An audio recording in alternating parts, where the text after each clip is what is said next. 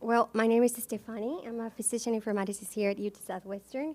And today I'm going to talk to you about the good, the bad, and the ugly of rule-based algorithms. So this story starts at Vanderbilt University, where we created a structural algorithm using a largely identified database that mimics the medical chart. And the objective was to identify patients with rotator cuff tears. And just a bit of background, these patients are often misdiagnosed because the condition presents with non-specific symptoms or no symptoms at all. And since the algorithm did so well at Vanderbilt, we brought it here to UT Southwestern for application and external validation. So our hypothesis was that the algorithm was underperformed here at UT Southwestern because of so many reasons. It's inherently challenging to bring these tools from one institution to another. There are coding differences, data structures, even if you have the same EHR vendor. So we thought, can we really make it more adaptable? Can we tune it to be useful beyond where it was born?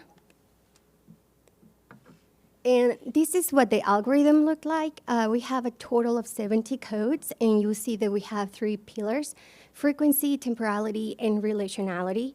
And that means that codes needed to appear multiple times across encounters and in very specific sequences. They also, diagnosis needed to be linked to a specific imaging procedure or to a surgical event. And what you see here on the left is what I like to call the nutritional label. So you'll see pretty much the purpose, the data source, input type, output type, and our definitions. Cases where patients with a degenerative rotator cuff tear, and controls were patients without it. So this is how we approached it.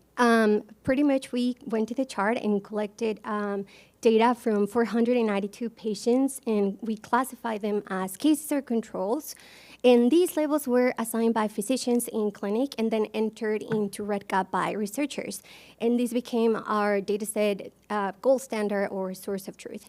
And then we apply our algorithm into using the EHR data from these patients to generate classifications. And lastly, what we did is that we compared the algorithm's output with the labels that we had in RedCap and calculated metrics to see performance.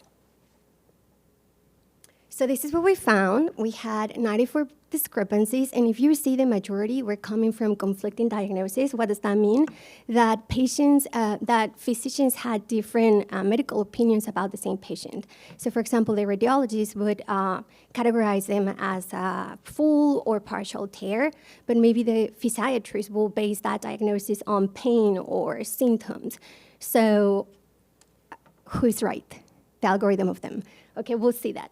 So then we also had 12 data entry errors that the algorithm helped us uncover. So we were able to correct that. We also had 1 dual diagnosis, and 37 cases were truly misclassified by the algorithm. And what you see here is that it's a Venn diagram. It shows that 75% of the codes were shared between organizations, but you still see how each organization has unique codes. And those unique codes made the same clinical data look different across sites. So it made the algorithm miss cases and decrease performance in the new setting. Oh, I cannot go back. Oh, okay. So here are the final metrics. Thank you. Overall, we had a good performance. If you see that, sensitivity of 94, we achieved an accuracy of 92, specificity of 76. But in order to really understand the output that you're getting, the behavior of the algorithm, we have to ask the right questions. Let's start with the gold standard definition, because that's going to shape your outcome. Are you basing your outcome variable on imaging or on symptomatology? What type of input data you're putting in there, structured versus unstructured? And then algorithms need ongoing tuning because they age quickly. And if you want them to remain accurate, you need to be updating them.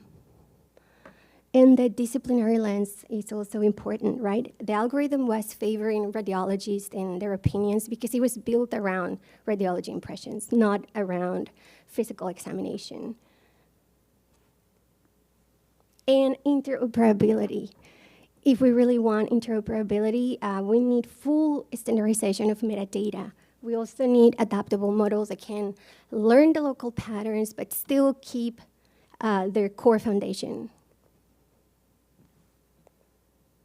Okay, thank you to everybody here. Clinical Informatics Center, the MSHI Community, Imagine Lab, ATI Journal Theme, Vanderbilt University, and if you scan this QR code, you can download the full paper. Thank you.